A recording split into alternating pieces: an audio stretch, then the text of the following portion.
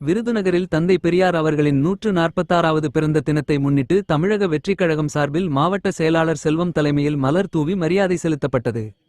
தமிழகம் முழுவதும் இன்று தந்தை பெரியார் அவர்களின் 146வது பிறந்த தினத்தை முன்னிட்டு பல்வேறு அரசியல் கட்சி தலைவர்களும் சமூக ஆர்வலர்களும் அவரது திருவுருவப் படத்திற்கும் அவரது சிலைக்கும் மாலை அணிவித்து மரியாதை செலுத்தினர். அதனை முன்னிட்டு விருதுநகரில் தமிழக வெற்றிக் கழகம் சார்பில் மாவட்ட செயலாளர் செல்வம் தலைமையில் மகளிரணியினர் ஏராளமான கழக நிர்வாகிகள் கலந்து கொண்டு விருதுநகர் பழைய பேருந்து நிலையம் எதிரே தந்தை பெரியார் அவர்களின் திருவுருவப் படத்திற்கு மாலை அணிவித்தும் மரியாதை செலுத்தினர். பின்பு மாவட்ட செயலாளர் செல்வம் தலைமையில் சமூக நீதிக்கான உறுதிமொழிகளையும் எடுத்துக்கொண்டனர்.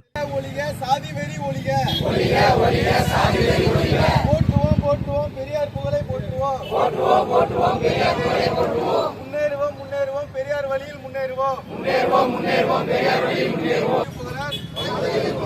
பெரியார் புகழ் வாழ்கவே.